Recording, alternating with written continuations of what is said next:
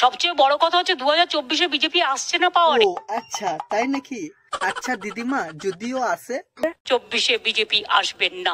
দিদিমা, মিঠুন কাকু তোমাকে কিছু বলতে চায়। রেডি? আপনি সকালবেলায় কীর্তন গাইতে বেরিয়েছেন, হঠাৎ একজন আপনার পাছায় ক্যাট করে একটা লাথি মারলো, আর আপনি সোজা গিয়ে গুয়ের ডোবায় ঢপ করে পড়লেন। কি বলে? না না, হবে বলছি না, হতে পারে।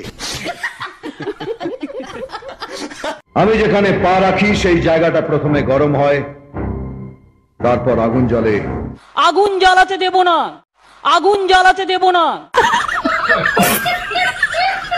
ওং জয়ন্তী মঙ্গলা কালী ভদ্র কালী কপালিনী দুর্গা শিবা ক্ষমা ধাত্রী সাহা সধা নমস্তুতে মধুকৈটব বিদ্রা। আরে দিদিমা বলো, মন্ত্র ভুলে গেলে নাকি? মধুকৈটব বিদ্রা বিধাত্রী বড়দেব। মনে হয় এর বাবা বাড়ি বাড়ি লক্ষ্মী পুজো করত, আর এর সঙ্গে যেত।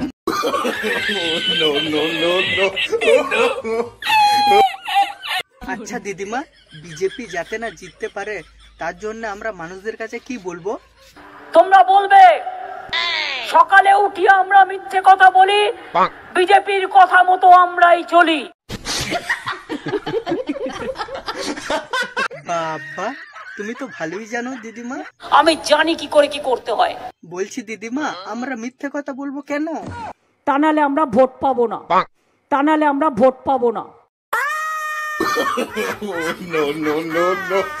আচ্ছা দিদিমা, তোমাকে একটা কথা জিজ্ঞেস করব, তার জন্য কিছু মাইন্ড করবে না তো? আমি তার জন্য কিছু মাইন্ড করব না। দিদিমা, তুমি মমতা ব্যানার্জিকে চেনো? সম্পর্ক ভালো নয় শুনেছি, সম্পর্ক ভালো নয় শুনেছি।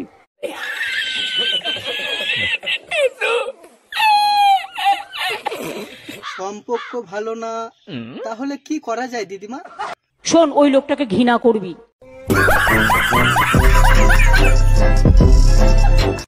তো হ্যালো বন্ধুরা, ভিডিওটা তোমাদের কাছে কেমন লাগলো কমেন্ট করে জানাও, আর বন্ধুদের কাছে শেয়ার করো, আর এইরকম ফানি ভিডিও দেখার জন্য আমার চ্যানেলটা অবশ্যই সাবস্ক্রাইব করো।